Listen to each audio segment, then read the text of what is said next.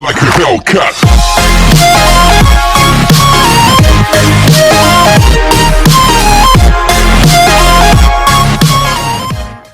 Nama saya Penny Nur Afiani dari Manajemen 2B. Di sini saya akan menjelaskan tentang distribusi frekuensi. Simak penjelasannya ya, sobat. Nah, yang pertama harus kita tahu itu, apa sih pengertian dari distribusi frekuensi sendiri? Jadi sobat, distribusi frekuensi adalah susunan data menurut kelas interval tertentu atau menurut kategori tertentu dalam sebuah daftar. Tentunya distribusi frekuensi ini punya bagian-bagian tertentu yang dipakai dalam membuat daftar distribusi frekuensi. Bagian pertama itu adalah kelas. Kelas adalah kelompok nilai data atau variabel dari data acak. Yang kedua itu ada batas kelas. Batas kelas itu adalah nilai-nilai yang membedakan suatu kelas dengan kelas yang lainnya. Ada dua batas kelas untuk data-data yang telah diurutkan, yaitu ada batas kelas bawah dan juga ada batas kelas atas. Kemudian ada tepi kelas yang disebut juga dengan batas nyata kelas, yaitu batas kelas yang tidak memiliki lubang untuk angka tertentu dari kelas yang satu dengan kelas yang lainnya. Selanjutnya ada titik tengah kelas. Titik tengah kelas adalah suatu angka atau nilai data yang terletak tepat di tengah kelas. Titik tengah kelas merupakan nilai yang mewakili kelasnya. Rumus dari nilai tengah kelas adalah nilai tengah kelas sama dengan 1/2 dalam kurung batas atas ditambah batas bawah dikali kelas. Kemudian ada interval kelas. Interval kelas adalah selang yang memisahkan kelas yang satu dengan kelas yang lainnya. Kemudian ada panjang interval kelas, yaitu jarak yang memisahkan antara tepi bawah kelas dengan tepi atas kelas.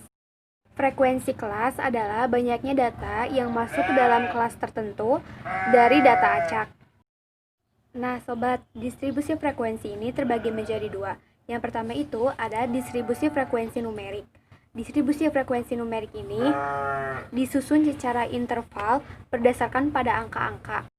Yang satunya itu ada distribusi frekuensi kategori. Nah, yang ini tuh datanya disusun berbentuk kata-kata. Sobat, jenis-jenis distribusi frekuensi itu ada 3. Yang pertama itu ada distribusi frekuensi biasa. Kemudian ada distribusi frekuensi relatif. Dan yang terakhir ada distribusi frekuensi kumulatif. Selain dibuat tabel distribusi frekuensi relatif dan kumulatif, data dapat disajikan juga melalui grafik. Grafik histogram adalah suatu grafik segi 4 yang dibentuk di atas absis dengan menggunakan batas bawah nyata dan batas atas nyata yang berhimpit-himpit. Selanjutnya ada poligon. Yang dimaksud dengan poligon adalah grafik garis yang menghubungkan nilai tengah dari setiap interval kelas. Agar ujung kiri dan kanan tertutup, maka perlu ditambah satu kelas pada kelas pertama dan satu kelas lagi sesudah kelas terakhir dengan frekuensi masing-masing 0. Kemudian ada diagram lingkar. Diagram lingkar merupakan suatu lingkaran yang dibagi menjadi beberapa bagian lingkaran, di mana besar setiap bagian lingkaran tergantung dari besar kecil variabel. Perhitungan nilai bagian lingkaran dihitung berdasarkan persentase. Dan yang terakhir itu ada grafik ogive. Nah, sebelum membuat grafik ogive, kita terlebih dahulu harus mencari nilai frekuensi kumulatif. Sedangkan distribusi frekuensi kumulatif itu sendiri adalah distribusi frekuensi yang nilai frekuensinya diperoleh dengan cara menjumlahkan frekuensi demi frekuensi. Nah teman-teman, cukup sekian penjelasan tentang distribusi frekuensi yang dapat saya sampaikan. Mohon maaf bila ada kesalahan ataupun banyak kekurangan dari penjelasan yang saya sampaikan. Terima kasih.